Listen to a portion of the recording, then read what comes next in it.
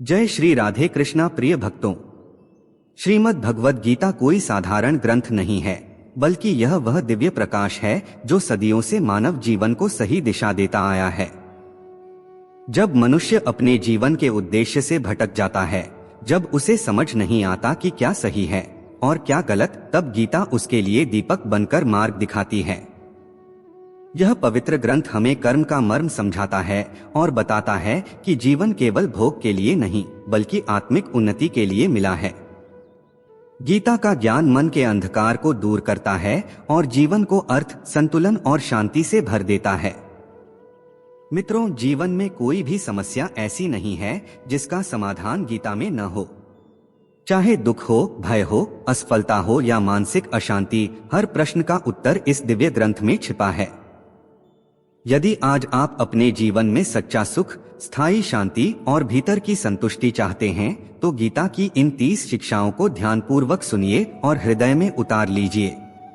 मैं पूर्ण विश्वास के साथ कह सकता हूं कि जो व्यक्ति इन बातों को श्रद्धा और धैर्य से समझ लेता है, उसके जीवन की कठिन राहें स्वयं सरल होने लगती हैं और उसके दुख धीरे धीरे मिटने लगते हैं। इस पावन वाणी को सुनने से पहले यदि आपके हृदय में प्रभु श्री कृष्ण के प्रति प्रेम और श्रद्धा है, तो मन ही मन उनका स्मरण कीजिए और जय श्री राधे कृष्ण का भाव अपने भीतर जागृत कीजिए। जब कथा श्रद्धा के साथ सुनी जाती है, तब उसका प्रभाव कई गुना बढ़ जाता है। भक्ति केवल शब्दों में नहीं होती, भक्ति तो उस भाव में होती है जिससे हम ईश्वर की बातों को सुनते और स्वीकार करते हैं। अब आइए बिना किसी देरी के इस दिव्य यात्रा की ओर आगे बढ़ते हैं। आज हम भगवान श्री कृष्ण द्वारा दिए गए 30 ऐसे महत्वपूर्ण विचारों को समझने जा रहे हैं, जो न केवल आपके वर्तमान दुखों का समाधान करेंगे, बल्कि आने वाले समय में भी आपको मानसिक और आत्मिक रूप से मजबूत बनाएंगे।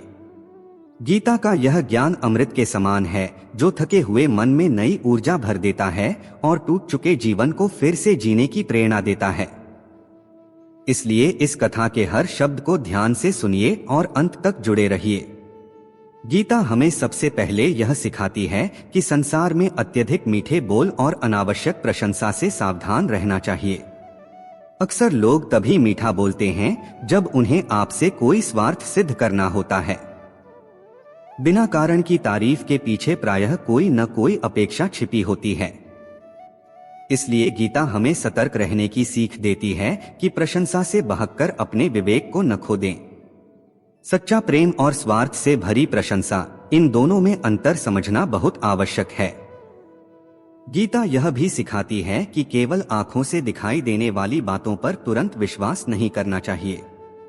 कई बार जो हमें स्पष्ट रूप से दिखता है, वह पूरी सच्चाई नहीं होता। संसार में ऐसे अनेक उदाहरण हैं जहां देखने में सही लगने वाली बात बाद में भ्रम साबित हुई। इसलिए किसी पर भरोसा करने से पहले धैर्य रखें, सोच विचार करें और विवेक से काम लें। जल्दबाजी में लिया गया निर्णय अक्सर दुख का कारण बनता है। इसके बाद गीता कर्म और फल के गूढ़ रहस्य को समझाती है। जो मनुष्य केवल फल की आशा में कर्म करता है, उसका मन कभी शांत नहीं रह सकता, क्योंकि उसकी इच्छाएं कभी समाप्त नहीं होती। एक इच्छा पूरी होते ही दूसरी जन्म ले लेती है।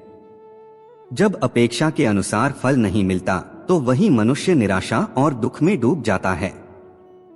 भगवान श्री कृष्ण हमें सिखाते हैं कि फल की चिंता छोड़कर निष्काम भाव से कर्म करो और अपने कर्मों को ईश्वर को समर्पित कर दो। जब कर्म शुद्ध हो जाते हैं, तब मन स्वयं शांत हो जाता है और दुख पास भी नहीं आता।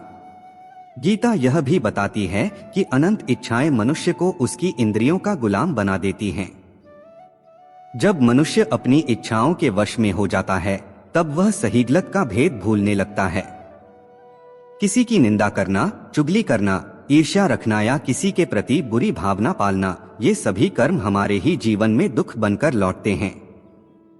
जो व्यक्ति अपने धर्म और कर्तव्य से विमुख हो जाता है, वह कभी आत्मिक शांति और मोक्ष प्राप्त नहीं कर सकता। भगवान श्री कृष्ण स्पष्ट कहते हैं कि कर्म का फल निश्चित है।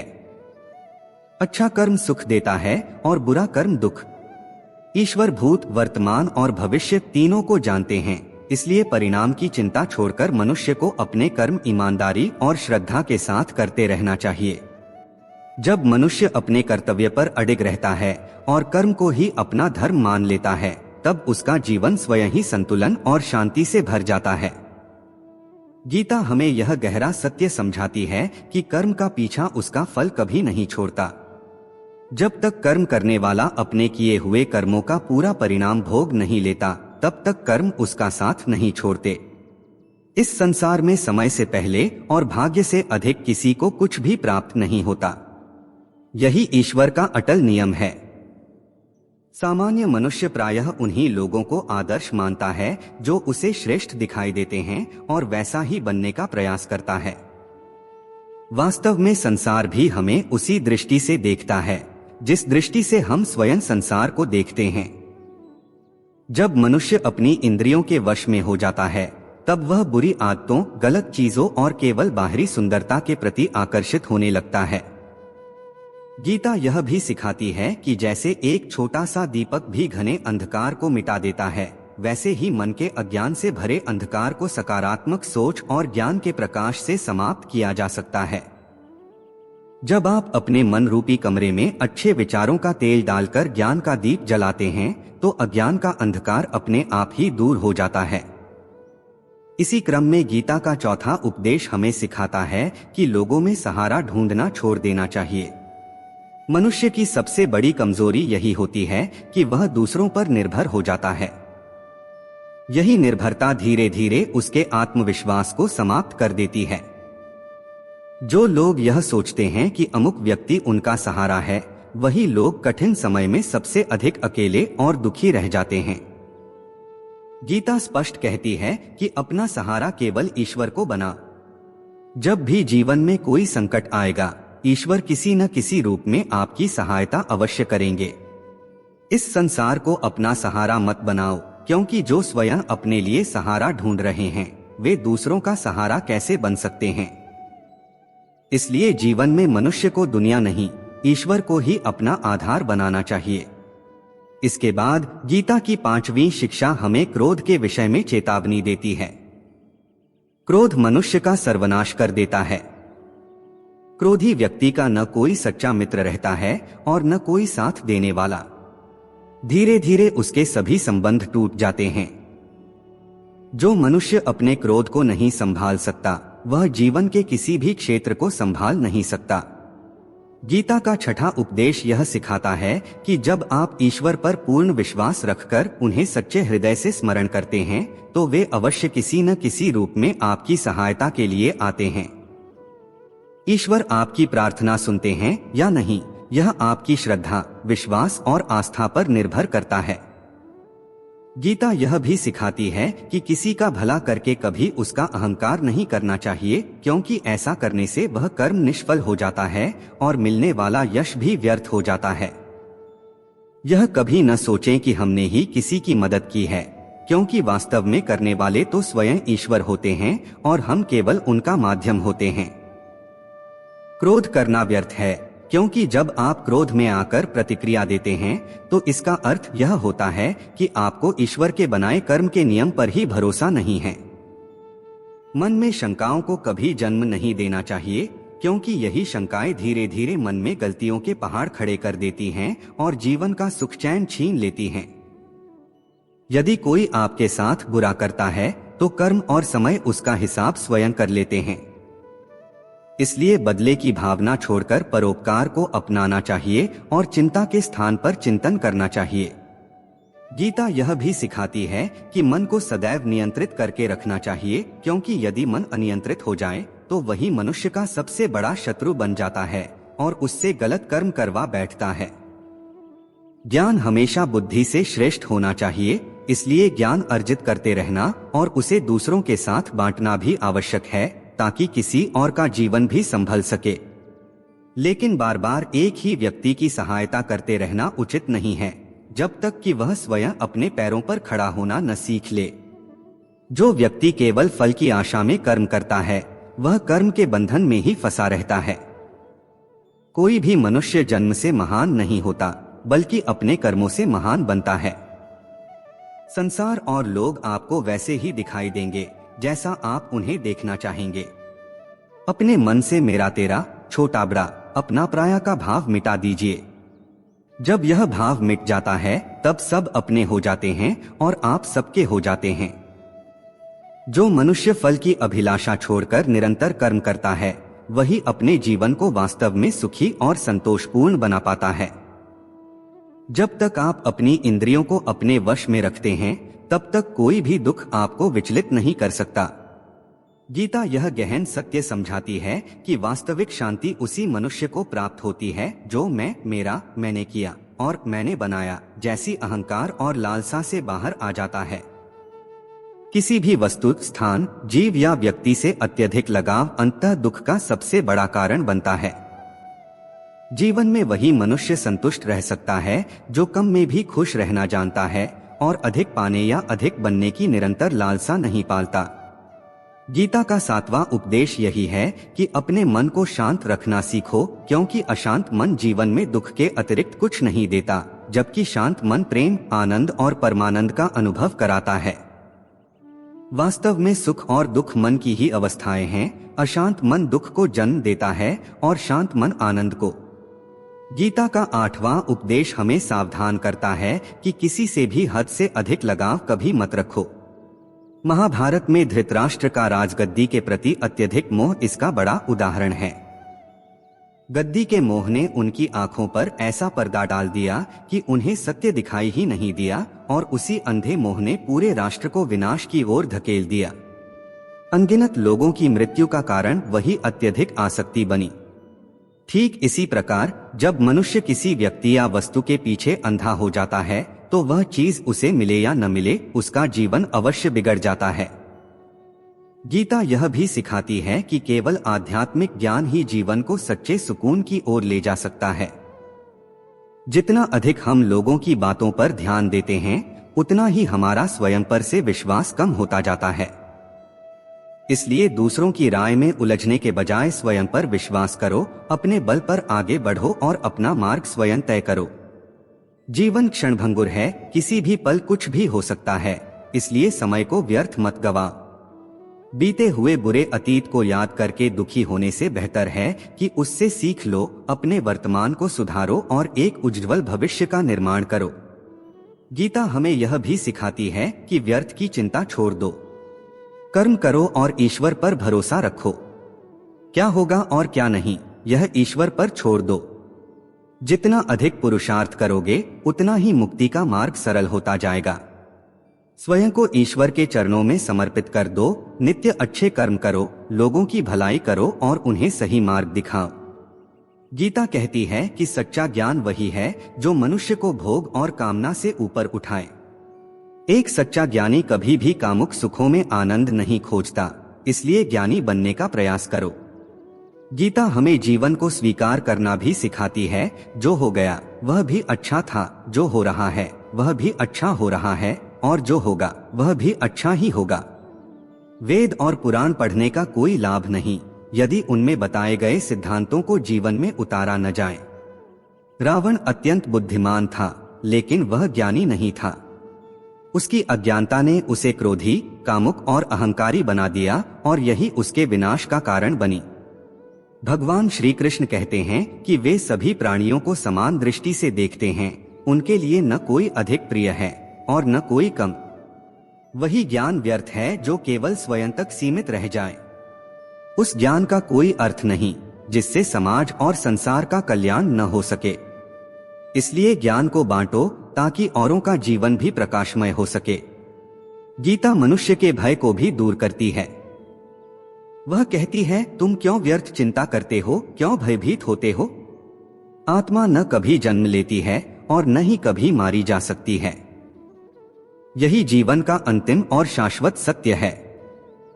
मनुष्य के कर्म ही उसे ईश्वर के निकट ले जाते हैं या ईश्वर से दूर करते हैं, इसलिए सदैव अच्छे कर्म करो।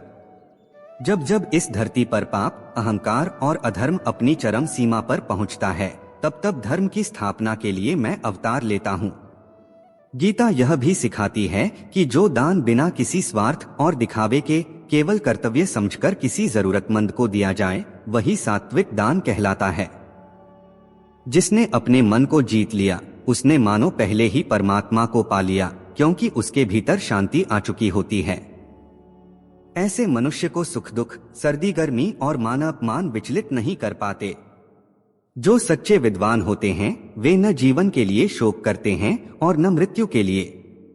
अंत में गीता यह भी समझाती है कि गृहस्थ जीवन में रहकर, समाज के बीच रहते हुए अपने कर्तव्यों को ईमानदारी और निष्ठा से निभाना, परोपकार करना और धर्म का पालन करना भी बड़े तप के समान है। गीता का 10वां विचार यही चेतावनी देता है कि आज के समय में इंसान ही इंसान का सबसे बड़ा शत्रु बनता जा रहा है और इसका कारण है अहंकार, क्रोध और विवेक की कमी। आज यदि हम अपने आसपास ध्यान से देखें तो चाहे व्यवसाय हो, रिश्ते हो या जीवन का कोई भी क्षेत्र, हर जगह इंसान ही इंसान को नुकसान पहुंचाता दिखाई देता है। प्रतिस्पर्धा इतनी बढ़ चुकी है कि लोग एक दूसरे को गिराकर आगे बढ़ना चाहते हैं। चोरी, धोखा और अपराध दिन प्रतिदिन बढ़ते जा रहे हैं।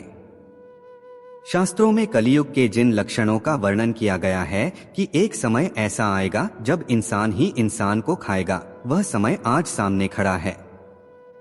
आज इंसान एक दूसरे का व्यवसाय छीन रहा है, एक दूसरे की नौकरियां छीन रहा है और एक दूसरे के जीवन की खुशियां तक निगल रहा है। जो दुखी है उसे और दुखी किया जा रहा है और जो खुश है उसकी शांति भी छीन ली जा रही है। कहने को तो सब मनुष्य हैं, लेकिन इंसानियत कहीं दिखाई नहीं देती। इसी बात को समझाने के लिए एक छोटी सी कथा बहुत कुछ सिखा जाती है। एक दिन एक भिखारी एक सेठ के घर पहुंचा। वह बहुत प्यासा था और दूर से पैदल चलकर आया था। उसने विनम्रता से कहा, सेठ जी, मुझे एक गिलास पानी पिला दीजिए, प्राण सूख रहे हैं। सेठ ने उत्तर दिया, अभी आदमी नहीं है, आदमी आ जाएगा तो पानी मिल जाएगा। कुछ देर बाद भिखारी ने फिर हाथ जोड़कर वही निवेदन किया, लेकिन सेठ ने वही उत्तर दोहरा दिया। तब वह भिखारी बड़ी शांति से बोला, सेठ जी, आप ही थोड़ी देर के लिए आदमी क्यों नहीं बन जाते? यह सुनकर सच्चाई सामने आ जाती है।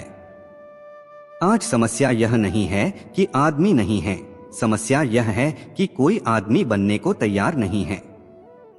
लोग एक दूसरे को नोचने में लगे हैं, एक दूसरे का फायदा उठाने में लगे हैं। इसी कारण कलियुग को मतलबी युग कहा गया है, जहां संबंध भी स्वार्थ से ही जुड़े होते हैं।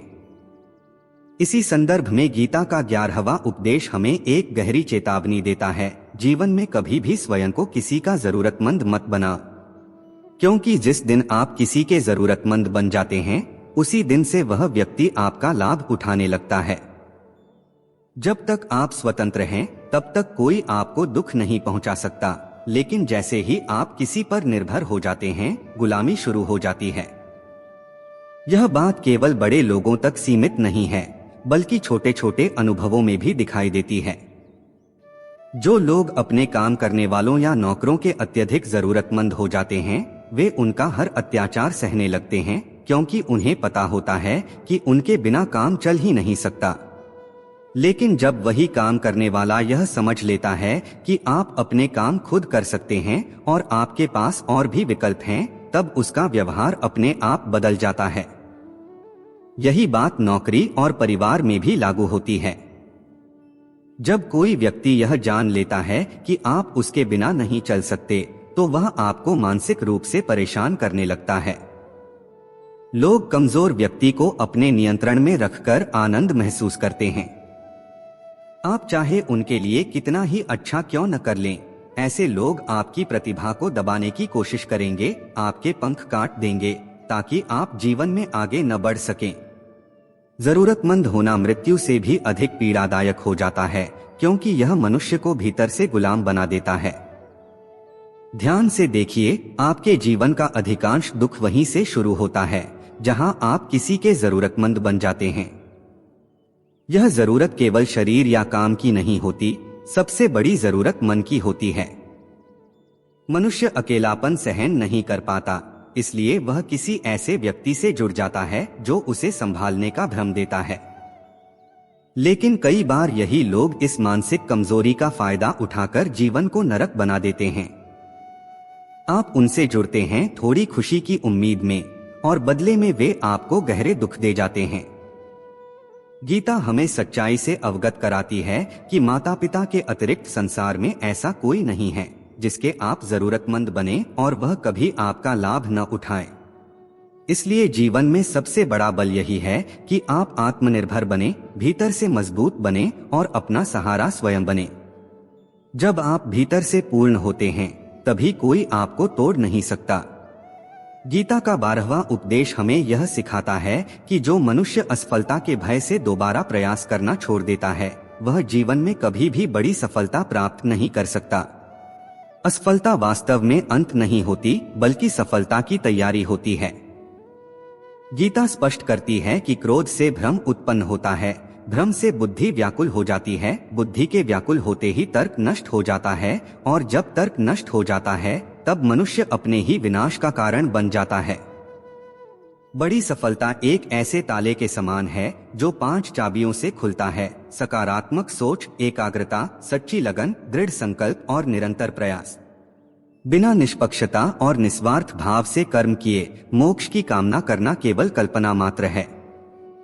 जब मनुष्य अपनी इंद्रियों के वश में हो जाता है तब वासना, आलस और लालच जैसी बुरी प्रवृत्तियां मन पर अधिकार कर लेती हैं। लक्ष्य प्राप्त करने के लिए आवश्यक है कि हम अपने कर्म में पूर्ण समर्पण रखें। इसके लिए धन और फल की लालसा को मन से निकालकर कर्म पर ध्यान केंद्रित करना अत्यंत आवश्यक है। भगवान श्री कृष्ण कहते हैं कि मनुष्य का अधिकार केवल कर्म करने में है, फल पर नहीं। जब मनुष्य बिना फल की अपेक्षा किए कर्म करता है तभी वह वास्तव में फल का अधिकारी बनता है। क्रोध मनुष्य की सोचने समझने की शक्ति को हर लेता है, जिससे सही निर्णय लेना कठिन हो जाता है। यदि कर्म केवल लालच और अपेक्षा के लिए किया जाए तो उसका परिणाम कभी भी हमारी आशा के अनुसार नहीं होता। गीता यह भी बताती है कि बुरे कर्मों से मुक्त होने का सबसे सरल उपाय यह है कि मन में अच्छे विचारों को स्थान दिया जाए और सकारात्मक सोच को अपनाया जाए। मनुष्य का मन अत्यंत परिवर्तनशील होता है। जैसा वातावरण, जैसी संगति और जैसा माहौल उसे मिलता है वैसी ही उसकी सोच और आदतें बनती चली जाती हैं। मनुष्य वही करता है जो वह देखता है, सुनता है और समझता है। जो व्यक्ति किसी अच्छे कर्म को ही अपना सौभाग्य और पुरस्कार मान लेता है उसे कर्मफल उसकी कल्पना से भी अधिक प्राप्त होता है। बड़े लक्ष्यों को पाने और सपनों को साकार करने के लिए सबसे पहले मन में कल्पना और विश्वास का जन्म होना आवश्यक है। गीता का 13वां उपदेश हमें रिश्तों की मर्यादा का महत्व समझाता है। जिस संबंध में मर्यादाएं टूट जाती हैं वहां अंततः विनाश ही होता है। चाहे कोई व्यक्ति बड़ा हो या छोटा, यदि वह रिश्तों में अपनी सीमाएं लांघता है तो वह रिश्ता अधिक समय तक टिक नहीं सकता। संबंध तभी जीवित रहते हैं जब उनमें आपसी सम्मान, आदर और संयम बना रहता है। जिस रिश्ते में मर्यादा नहीं होती, एक दूसरे की कदर नहीं होती, वह रिश्ता देर-सवेर समाप्त ही हो जाता है। गीता का 14वां उपदेश फिर से कर्म के सिद्धांत को दृढ़ करता है कि मनुष्य का अधिकार केवल कर्म पर है, उसके फल पर नहीं। जैसे किसान बीज बो सकता है, भूमि जोत सकता है, पर फसल कैसी होगी यह कई कारणों पर निर्भर करता है।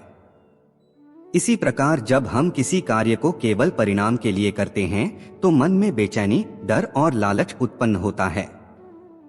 लेकिन जब हम निस्वार्थ भाव से कर्म करते हैं तो भीतर शांति और आत्मसंतोष जन्म लेता है और सफलता स्वयं हमारे पास चली आती है।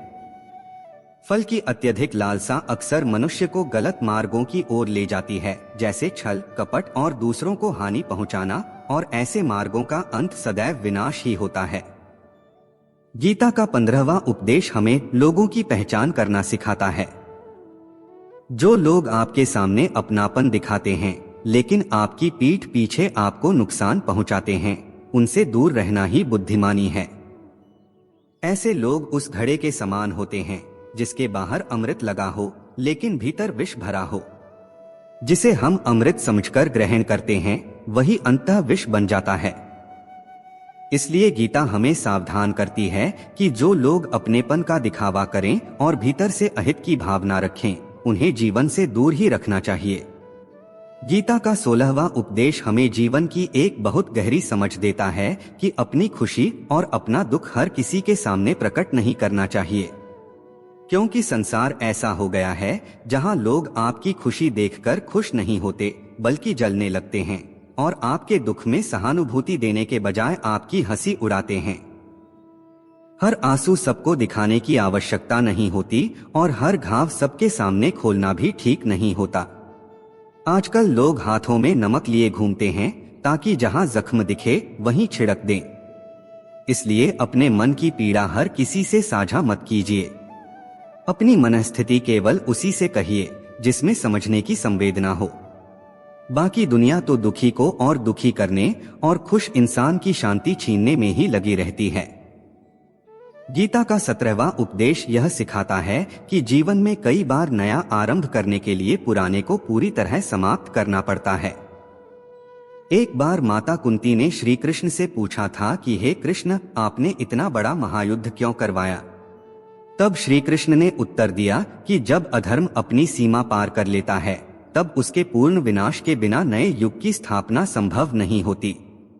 जैसे कोई महल जब बहुत पुराना और जर्जर हो जाता है तब उसे पूरी तरह तोड़कर ही नया निर्माण किया जाता है, वैसे ही जीवन में भी यदि कुछ नया पाना है तो पुराने को छोड़ना आवश्यक हो जाता है।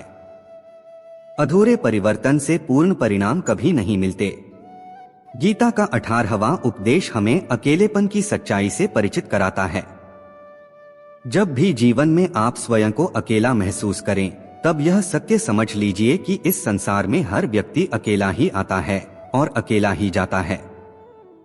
जो माता पिता हमें जन्म देते हैं वे भी एक दिन हमें छोड़कर चले जाते हैं, फिर दूसरों से अत्यधिक अपेक्षा करना व्यर्थ है।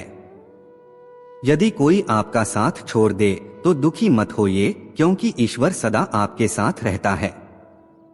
श्री कृष्ण स्वयं कहते हैं कि चाहे कोई मुझे माने या न माने, मैं किसी भी मनुष्य का साथ नहीं छोड़ता, क्योंकि सभी प्राणी मेरे ही अंश हैं। इसलिए अकेलेपन से डरना नहीं चाहिए, बल्कि गलत लोगों के साथ रहने से डरना चाहिए। कई बार गलत संगति में रहने से बेहतर होता है अकेले रहना, क्योंकि अर्थहीन संबंधों से दूरी ही आत्मा की रक्षा करती है। गीता का 19वां उपदेश फिर से हमें यह याद दिलाता है कि नया जीवन शुरू करने के लिए पुराने को पूरी तरह मिटाना पड़ता है। जब व्यवस्था सड़ जाती है, जब सोच जर्जर हो जाती है, तब आंशिक सुधार काम नहीं आता। जैसे पुराने खंडहर को गिराए बिना नया भवन नहीं बन सकता, वैसे ही जीवन में भी पुरानी गलत आदतें, पुराने दुख, पुराने भय और पुराने संबंध यदि विकास में बाधा बन रहे हों तो उन्हें साहस के साथ छोड़ देना चाहिए। यही परिवर्तन का नियम है और यही जीवन की गति है। गीता का 20वां उपदेश हमें अभिमान से सावधान करता है। धन, पद और शक्ति का अहंकार मनुष्य के पतन का सबसे बड़ा कारण बनता है। दुर्योधन को अपने धन, अपनी सेना और अपने योद्धाओं पर अत्यधिक अभिमान था। उसे लगता था कि वह पांडवों को आसानी से कुचल देगा, लेकिन वही अहंकार अंततः उसके विनाश का कारण बना। जो लोग अपने पैसे, पद या ताकत के घमंड में दूसरों को नीचा दिखाते हैं और उन्हें पीड़ा पहुंचाते हैं, वे स्वयं अपने विनाश की नींव रख देते हैं। इसलिए जीवन में चाहे आप कितनी भी ऊंचाई पर पहुंच जाएं, सफलता को सिर पर चढ़ने मत दीजिए, विनम्रता को साथ रखिए। गीता का 21वां उपदेश जीवन की सबसे बड़ी सच्चाई को प्रकट करता है। श्री कृष्ण अर्जुन से कहते हैं कि मृत्यु जीवन का अटल सत्य है। इसे कुछ समय के लिए टाला तो जा सकता है, पर झुठलाया नहीं जा सकता। यह शरीर एक किराए के घर के समान है, जिसमें हम कुछ समय के मेहमान हैं। जब समय पूरा होता है तो इस घर को छोड़कर जाना ही पड़ता है। इस सत्य को समझ लेने के बाद जीवन का भय समाप्त हो जाता है और मनुष्य हर क्षण को सार्थक बनाना सीख जाता है। गीता हमें जीवन की सबसे बड़ी सच्चाई से परिचित कराती है कि यह शरीर नश्वर है, लेकिन आत्मा अमर है। जो होना है उसे कोई भी टाल नहीं सकता और जो होना ही नहीं है उसके लिए शोक और चिंता करना केवल स्वयं की पीड़ा बढ़ाने जैसा है। जो जन्म लेता है उसकी मृत्यु निश्चित है और जो मृत्यु को प्राप्त होता है उसका पुनः जन्म भी निश्चित है। इसलिए जो अटल और शाश्वत है उसके विषय में शोक करना व्यर्थ है। सत्य से कोई कभी दूर नहीं भाग सकता, इसलिए सत्य को स्वीकार कर लेना ही समझदारी है। झूठ को जानबूझकर सत्य मानकर जीना सबसे बड़ी भूल है। कई बार हमारी स्वयं की सीमित सोच ही गलतफहमियों को जन्म देती है, इसलिए अपनी व्यक्तिगत धारणाओं को दूसरों पर थोपना उचित नहीं होता। गीता स्पष्ट रूप से चेतावनी देती है कि वासना, क्रोध और लालच ये नरक के 3 द्वार हैं। जब तक मनुष्य मोक्ष को प्राप्त नहीं करता तब तक वह जन्म और मृत्यु के चक्र से मुक्त नहीं हो सकता। जैसे अग्नि सोने की शुद्धता की परीक्षा लेती है, वैसे ही संकट मनुष्य के चरित्र और सामर्थ्य की परीक्षा लेते हैं। मनुष्य का सबसे पहला और सबसे बड़ा मित्र या शत्रु उसका अपना मन ही होता है। अत्यधिक इच्छाएं जीवन का सारा सुकून छीन लेती हैं। बिना पुरुषार्थ किए अच्छे फल और सकारात्मक परिणाम की कामना करना स्वयं को धोखा देना है। यदि आप धर्म के मार्ग पर चल रहे हैं तो परिणाम की चिंता छोड़कर निडर होकर अपने कर्तव्य का पालन कीजिए। गीता का 22वां उपदेश हमें आत्मसम्मान का महत्व सिखाता है। जहां आपके लिए प्रेम और सम्मान नहीं है, वहां कभी मत जाइए।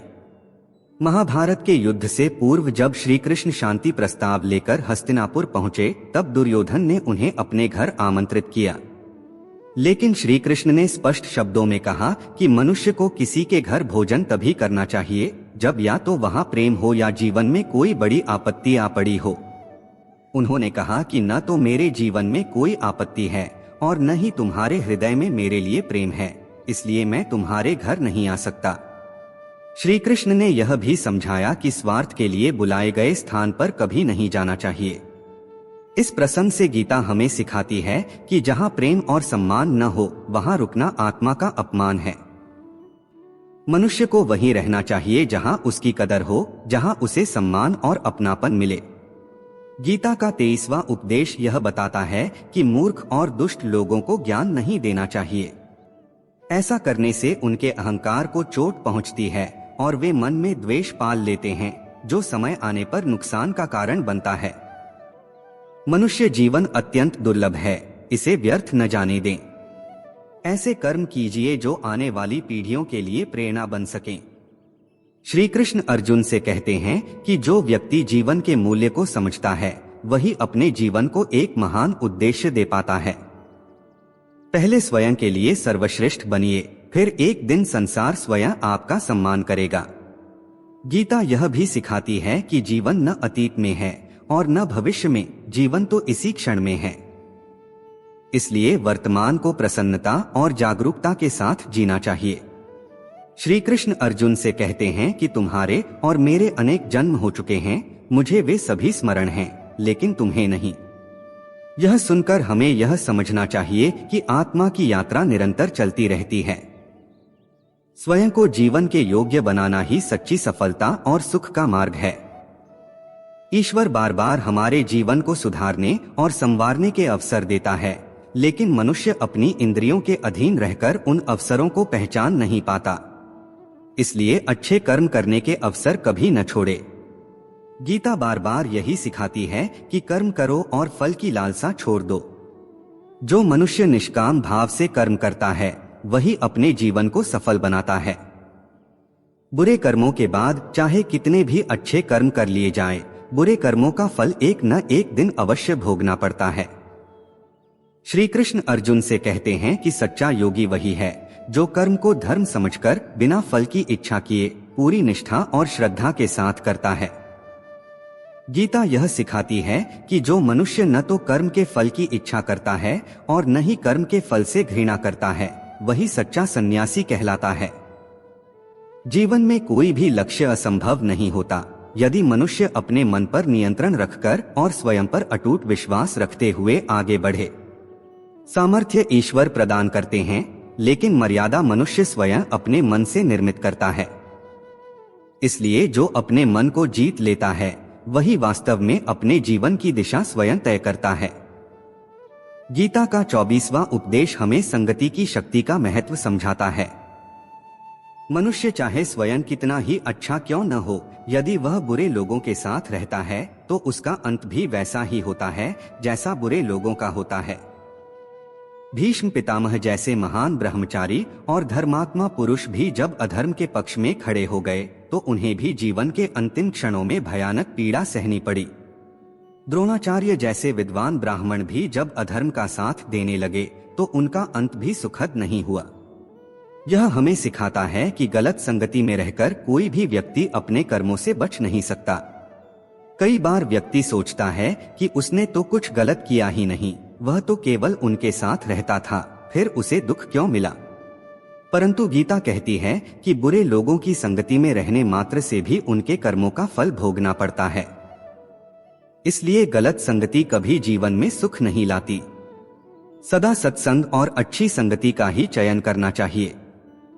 गीता हमें जीवन की सबसे बड़ी सच्चाई से परिचित कराती है कि यह शरीर नश्वर है लेकिन आत्मा अमर है। जो होना है उसे कोई भी टाल नहीं सकता और जो होना ही नहीं है उसके लिए शोक और चिंता करना केवल स्वयं की पीड़ा बढ़ाने जैसा है। जो जन्म लेता है उसकी मृत्यु निश्चित है और जो मृत्यु को प्राप्त होता है उसका पुनः जन्म भी निश्चित है। इसलिए जो अटल और शाश्वत है उसके विषय में शोक करना व्यर्थ है। सत्य से कोई कभी दूर नहीं भाग सकता, इसलिए सत्य को स्वीकार कर लेना ही समझदारी है। झूठ को जानबूझकर सत्य मानकर जीना सबसे बड़ी भूल है। कई बार हमारी स्वयं की सीमित सोच ही गलतफहमियों को जन्म देती है, इसलिए अपनी व्यक्तिगत धारणाओं को दूसरों पर थोपना उचित नहीं होता। गीता स्पष्ट रूप से चेतावनी देती है कि वासना, क्रोध और लालच ये नरक के 3 द्वार हैं। जब तक मनुष्य मोक्ष को प्राप्त नहीं करता तब तक वह जन्म और मृत्यु के चक्र से मुक्त नहीं हो सकता। जैसे अग्नि सोने की शुद्धता की परीक्षा लेती है, वैसे ही संकट मनुष्य के चरित्र और सामर्थ्य की परीक्षा लेते हैं। मनुष्य का सबसे पहला और सबसे बड़ा मित्र या शत्रु उसका अपना मन ही होता है। अत्यधिक इच्छाएं जीवन का सारा सुकून छीन लेती हैं। बिना पुरुषार्थ किए अच्छे फल और सकारात्मक परिणाम की कामना करना स्वयं को धोखा देना है। यदि आप धर्म के मार्ग पर चल रहे हैं तो परिणाम की चिंता छोड़कर निडर होकर अपने कर्तव्य का पालन कीजिए। गीता का 22वां उपदेश हमें आत्मसम्मान का महत्व सिखाता है। जहां आपके लिए प्रेम और सम्मान नहीं है वहां कभी मत जाइए। महाभारत के युद्ध से पूर्व जब श्री कृष्ण शांति प्रस्ताव लेकर हस्तिनापुर पहुंचे तब दुर्योधन ने उन्हें अपने घर आमंत्रित किया, लेकिन श्री कृष्ण ने स्पष्ट शब्दों में कहा कि मनुष्य को किसी के घर भोजन तभी करना चाहिए जब या तो वहां प्रेम हो या जीवन में कोई बड़ी आपत्ति आ पड़ी हो। उन्होंने कहा कि न तो मेरे जीवन में कोई आपत्ति है और न ही तुम्हारे हृदय में मेरे लिए प्रेम है, इसलिए मैं तुम्हारे घर नहीं आ सकता। श्री कृष्ण ने यह भी समझाया कि स्वार्थ के लिए बुलाए गए स्थान पर कभी नहीं जाना चाहिए। इस प्रसंग से गीता हमें सिखाती है कि जहां प्रेम और सम्मान न हो वहां रुकना आत्मा का अपमान है। मनुष्य को वहीं रहना चाहिए जहां उसकी कदर हो, जहां उसे सम्मान और अपनापन मिले। गीता का 23वां उपदेश यह बताता है कि मूर्ख और दुष्ट लोगों को ज्ञान नहीं देना चाहिए। ऐसा करने से उनके अहंकार को चोट पहुंचती है और वे मन में द्वेष पाल लेते हैं, जो समय आने पर नुकसान का कारण बनता है। मनुष्य जीवन अत्यंत दुर्लभ है, इसे व्यर्थ न जाने दें। ऐसे कर्म कीजिए जो आने वाली पीढ़ियों के लिए प्रेरणा बन सकें। श्री कृष्ण अर्जुन से कहते हैं कि जो व्यक्ति जीवन के मूल्य को समझता है वही अपने जीवन को एक महान उद्देश्य दे पाता है। पहले स्वयं के लिए सर्वश्रेष्ठ बनिए, फिर एक दिन संसार स्वयं आपका सम्मान करेगा। गीता यह भी सिखाती है कि जीवन न अतीत में है और न भविष्य में, जीवन तो इसी क्षण में है।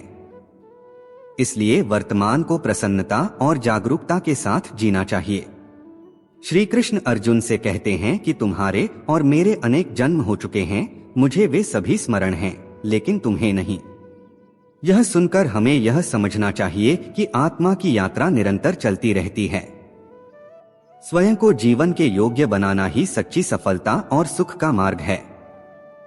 ईश्वर बार बार हमारे जीवन को सुधारने और संवारने के अवसर देता है, लेकिन मनुष्य अपनी इंद्रियों के अधीन रहकर उन अवसरों को पहचान नहीं पाता।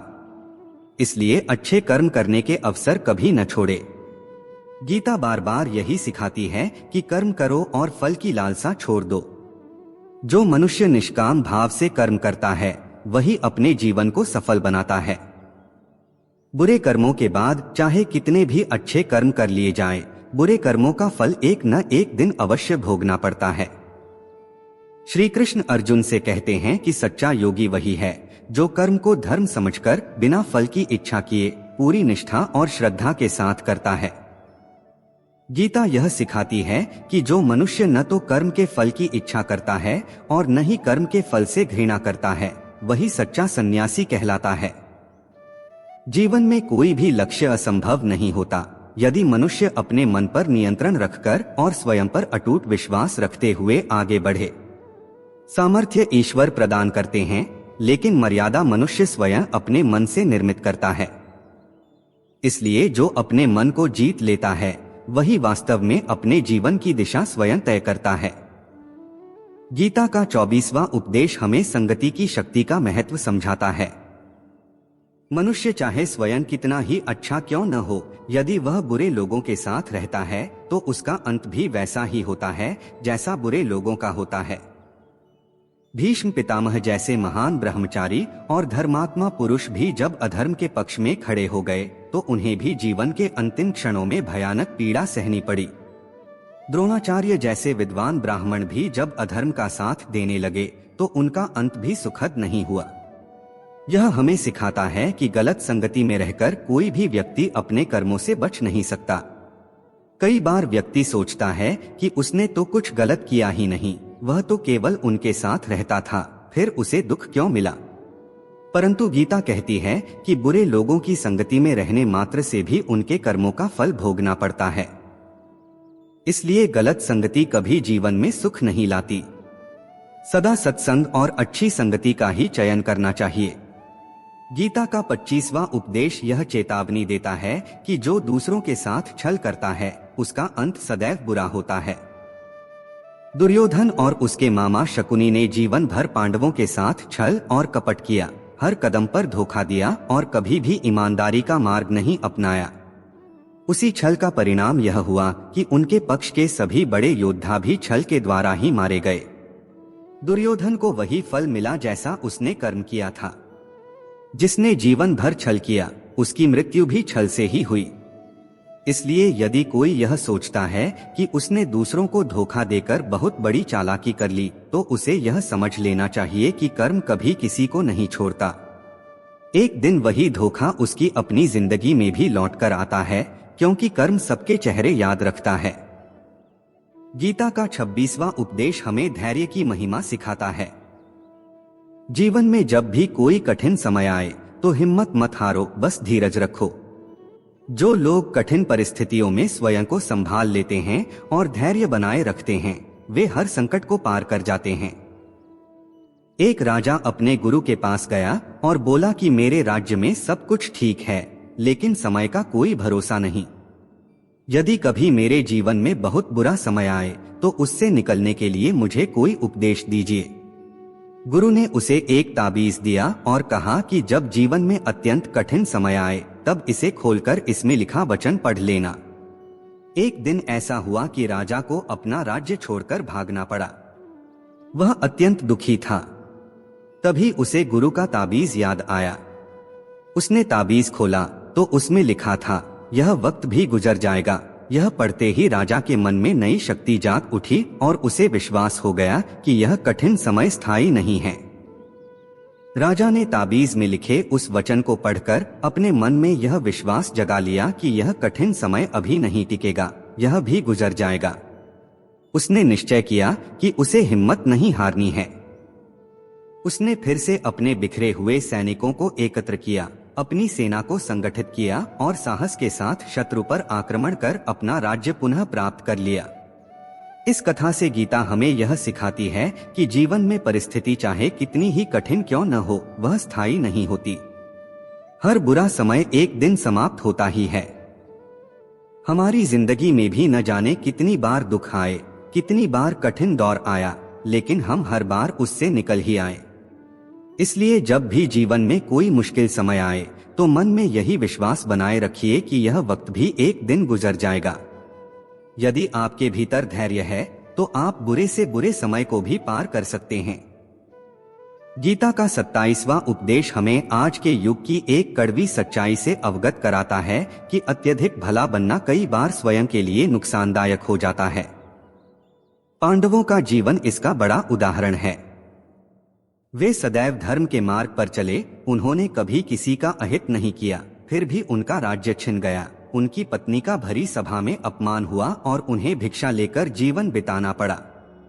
इसका कारण यह नहीं था कि वे अधर्मी थे, बल्कि यह था कि वे हर परिस्थिति में अत्यधिक सहनशील बने रहे। आज का युग तो उससे भी अधिक कठोर हो गया है। आज अच्छे इंसान की कदर कम और उसका उपयोग अधिक किया जाता है। जितना अधिक आप दूसरों के लिए करते हैं, उतना ही लोग आपके साथ गलत व्यवहार करने लगते हैं। इसलिए गीता यह नहीं कहती कि आप बुरे बन जाएं, बल्कि यह सिखाती है कि अपनी दृष्टि में अच्छे बने, लेकिन दुनिया की नजर में अच्छे दिखने की कोशिश में स्वयं को कमजोर न बनाएं। गीता का 28वां उपदेश हमें अतीत से मुक्त होना सिखाता है। यदि आप अपने बीते हुए कल के दुख और पश्चाताप में जीते रहेंगे तो आज भी कभी प्रसन्न नहीं रह पाएंगे। समझदार व्यक्ति बीते हुए समय का रोना नहीं रोता, बल्कि उससे सीख लेकर आगे बढ़ता है। आपका अतीत जैसा भी रहा हो, उसे आपके वर्तमान पर हावी नहीं होना चाहिए। जो भी आपके साथ हुआ, उससे शिक्षा लीजिए और यह निश्चय कर लीजिए कि अब वही गलती दोबारा नहीं दोहरानी है। दूसरों को दोष देते रहने से जीवन कभी नहीं सुधरता। जो हुआ उसे बदला नहीं जा सकता, लेकिन आज को अवश्य बदला जा सकता है। यदि कल के दुख से मुक्त होना है तो आज में जीना सीखना होगा। कोई भी व्यक्ति जो केवल अपने अतीत में जीता है, कभी सच्ची खुशी नहीं पा सकता। सच्चा आनंद केवल उसी को मिलता है जो वर्तमान क्षण में जीता है। गीता का 29वां उपदेश एक संवेदनशील सत्य को उजागर करता है कि कई बार हमारे अपने रिश्तेदार ही हमारी प्रगति और सफलता से सबसे अधिक ईर्ष्या करने लगते हैं। हमारी उन्नति उन्हें असहज कर देती है और वे ही हमारे मार्ग में बाधाएं खड़ी करने लगते हैं। इसलिए जीवन में अपनी योजनाओं और सफलताओं को हर किसी के सामने प्रकट करने से पहले विवेक रखना आवश्यक है। गीता हमें एक कड़वा लेकिन सच्चा सत्य समझाती है कि बाहर के लोगों को इस बात से कोई फर्क नहीं पड़ता कि आपकी जिंदगी में क्या चल रहा है, लेकिन जो आपके अपने कहलाते हैं, रिश्तेदार और करीबी लोग होते हैं, उनकी पूरी नजर आपकी जिंदगी पर होती है। बाहर वाले तो बस औपचारिक रूप से कह देंगे कि आगे बढ़ो, सफल बनो, खुश रहो, लेकिन जब आप वास्तव में आगे बढ़ जाते हैं और अपनी सफलता की बात बताते हैं तो उन्हें सुनकर उनके चेहरे पर खुशी नहीं, बल्कि भीतर ही भीतर जलन पैदा होती है। कई बार ऐसा होता है कि पूरी दुनिया आपके काम की तारीफ करती है, लेकिन आपके अपने घर में ही आपकी कदर नहीं होती। महाभारत का युद्ध भी बाहरी लोगों के कारण नहीं हुआ था, वह तो भाइयों की आपसी जलन का परिणाम था। दुर्योधन पांडवों के हर सुख से जलता था।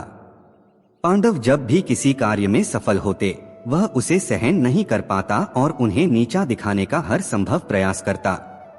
उसी जलन और ईर्ष्या ने पूरे महाभारत युद्ध को जन्म दिया, जिसमें अनगिनत लोगों की जान गई।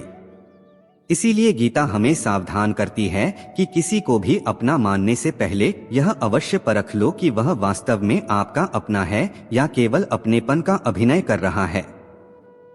सबसे खतरनाक वही लोग होते हैं जो सामने से बहुत मीठा बोलते हैं, अच्छे शब्दों से बात करते हैं, लेकिन पीठ पीछे आपकी खुशी से बिल्कुल भी प्रसन्न नहीं होते।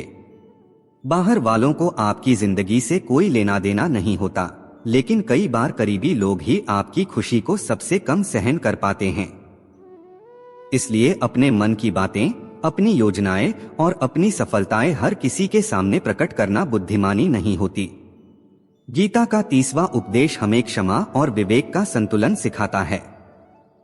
जो व्यक्ति आपको बार बार चोट पहुंचाता है, उसे बार बार माफ करना दया नहीं, बल्कि स्वयं के प्रति अन्याय होता है। युधिष्ठिर ने दुर्योधन को बार बार क्षमा किया और उसी का परिणाम यह हुआ कि उन्हें जीवन में अत्यंत बड़े दुख सहने पड़े। यदि कोई व्यक्ति एक बार गलती करता है तो उसे क्षमा किया जा सकता है, लेकिन जो बार बार वही गलती दोहराता है वह गलती नहीं, उसकी आदत होती है। ऐसे व्यक्ति को बार बार माफ करना आपको ही नुकसान पहुंचाता है। क्षमा और मूर्खता के बीच बहुत महीन अंतर होता है। एक बार क्षमा करने के बाद भी सावधान रहना आवश्यक है, क्योंकि जिसने एक बार धोखा दिया है उस पर दोबारा भरोसा करना स्वयं को कष्ट देने के समान है। गीता यह भी सिखाती है कि जब कोई आपके साथ छल या धोखा करे तो उसे कोसने में अपना समय और ऊर्जा नष्ट मत करो, बल्कि उससे यह शिक्षा लो कि संसार में लोग जैसे दिखते हैं वैसे होते नहीं। यहाँ अधिकांश लोग चेहरे पर मुखौटा पहनकर चलते हैं। हर कोई अच्छा दिखना चाहता है, लेकिन अच्छा बनना कोई नहीं चाहता। किसी का असली स्वभाव या तो तब सामने आता है जब आप उसके साथ थोड़ा सख्त व्यवहार करते हैं, या तब जब आपकी जिंदगी में कठिन समय आता है। इसलिए किसी पर भी जल्दी भरोसा नहीं करना चाहिए और न ही किसी से इतनी अपेक्षाएं रखनी चाहिए कि बाद में दिल टूट जाए। गीता हमें यह भी समझाती है कि संसार के लोग न कभी किसी के हुए हैं और न कभी किसी के होंगे। इसलिए अपना दिल किसी इंसान को नहीं, ईश्वर को समर्पित कर दो। श्री कृष्ण ने गीता के भक्ति योग में अर्जुन से कहा कि अपना मन, अपनी बुद्धि और अपना हृदय मुझ में लगा दो, तब कोई तुम्हारा दिल नहीं दुखा पाएगा। इस संसार में आप जिससे जितना अधिक दिल लगाते हो वही व्यक्ति आपको सबसे अधिक दुख देता है, क्योंकि यहाँ भावनाओं की नहीं, केवल मतलब और लाभ की कदर होती है। जब तक लोगों को आपसे कोई फायदा होता है तब तक उनका व्यवहार अच्छा रहता है, और जैसे ही उनका स्वार्थ समाप्त होता है उनका व्यवहार भी बदल जाता है। इसलिए जब आप किसी नए व्यक्ति से मिलते हैं तो तुरंत उस पर विश्वास मत कीजिए। वह केवल एक मुखौटा हो सकता है जो आपको प्रभावित करने या अपने स्वार्थ के लिए बना हो। अब यह आपके विवेक पर निर्भर करता है कि आप उसमें उलझते हैं या समझदारी से आगे बढ़ते हैं। भगवान श्री कृष्ण कहते हैं कि डर पालने से भविष्य के दुख कम नहीं होते, बल्कि डर और चिंताएं मन की शांति छीन लेती हैं। किस बात का भय है तुम्हें? कौन तुम्हें मार सकता है? तुम शरीर नहीं हो, शरीर तो केवल एक साधन है। तुम आत्मा हो और आत्मा अमर है। श्री कृष्ण हमें यह दिव्य सत्य समझाते हैं कि तुम युगों से अनेकों शरीर धारण करते आए हो और अब तुम्हें यह मानव शरीर प्राप्त हुआ है। यह शरीर केवल भोग के लिए नहीं, बल्कि अपने कर्मों को सिद्ध करने के लिए मिला है। जीवन का वास्तविक उद्देश्य परोपकार है, निस्वार्थ भाव से जरूरतमंद की सहायता करना, दुखी के आंसू पोंछना और किसी के जीवन में आशा का दीप जलाना। जो मनुष्य निरंतर, अविचल और श्रद्धा से मुझे अपने हृदय में स्मरण करता है वह मुझे अवश्य प्राप्त करता है। कोई व्यक्ति मेरे अस्तित्व को माने या न माने, इससे मुझे कोई अंतर नहीं पड़ता। मुझे केवल इतना चाहिए कि मनुष्य का हृदय स्वच्छ हो, उसके कर्म सच्चे हों, वह ईमानदार, नेक और भला इंसान हो। मैं भोग का नहीं, श्रद्धा का भूखा हूँ। यदि कोई प्रेम और भक्ति के साथ मुझे एक पत्र, एक फूल, एक फल या एक बूंद जल भी अर्पित करता है तो मैं उसे सहर्ष स्वीकार करता हूँ। लेकिन यदि श्रद्धा नहीं है तो 5 प्रकार के भोग भी मेरे लिए तुच्छ हैं। निस्वार्थ भाव से किसी की सहायता करना, सेवा समझकर दान पुण्य करना, निष्पक्ष होकर निर्णय लेना और ईमानदारी से कर्म करना, ये सभी कर्म मेरी भक्ति के ही समान हैं। ऐसे मनुष्य मुझे अत्यंत प्रिय होते हैं। श्री कृष्ण हमें प्रेम का भी सही अर्थ समझाते हैं। प्रेम उसी से करना चाहिए जो आपके प्रेम के योग्य हो। जिसे आपके प्रेम की कदर नहीं है उससे जितना दूर रहो उतना ही अच्छा है। आज लोग कहते हैं कि सबसे अधिक पीड़ा प्रेम देता है, लेकिन सच्चाई यह है कि प्रेम पीड़ा नहीं देता। पीड़ा तब होती है जब प्रेम ऐसे व्यक्ति से कर लिया जाए जो उसकी कीमत नहीं समझता। लोगों ने प्रेम जैसी पवित्र भावना को स्वार्थ और धोखे से दूषित कर दिया है। आजकल सबसे अधिक लोग प्रेम और भरोसे के नाम पर ही एक दूसरे को लूटते हैं। यदि किसी से आपका प्रेम नहीं है तो वह आपकी भावनाओं को चोट नहीं पहुंचा सकता, लेकिन जब आप किसी ऐसे व्यक्ति से हद से अधिक प्रेम कर बैठते हैं जो उसके योग्य नहीं है, तो बदले में आपको केवल दुख ही मिलता है। वास्तविकता यह है कि प्रेम कभी दुख नहीं देता, बल्कि गलत व्यक्ति से किया गया प्रेम दुख देता है। इसलिए प्रेम सोच समझकर करो। जहां आपको यह अनुभव हो जाए कि आपके प्रेम और आपकी भावनाओं की कद्र नहीं हो रही, वहां से स्वयं को सम्मानपूर्वक अलग कर लेना ही बुद्धिमानी है। हमें आशा है कि श्रीमद् भगवद गीता से प्रेरित ये विचार आपके जीवन में सकारात्मक परिवर्तन ला रहे होंगे। यदि यह कथा आपके मन को छू गई हो, यदि इन शब्दों में आपको अपने जीवन की झलक मिली हो, तो इस ज्ञान को अपने तक सीमित मत रखिए। इसे उन लोगों तक भी पहुंचाइए जिनका मन आज चुपचाप दुख से जूझ रहा है। पंडित जी की कथा वाटिका पर ऐसी ही गीता कथाएं आपके मन को समझने और संभालने के लिए आती रहेंगी। इसलिए वीडियो को लाइक कीजिए, चैनल को सब्सक्राइब कीजिए और कमेंट में जय श्री कृष्ण या राधे राधे लिखकर अपनी श्रद्धा व्यक्त करें। इस कथा की कौन सी बात आपके दिल को सबसे ज्यादा छू गई, कमेंट में लिखिए। आपका दिन मंगलमय हो। फिर मिलेंगे अगली कथा में। राधे राधे।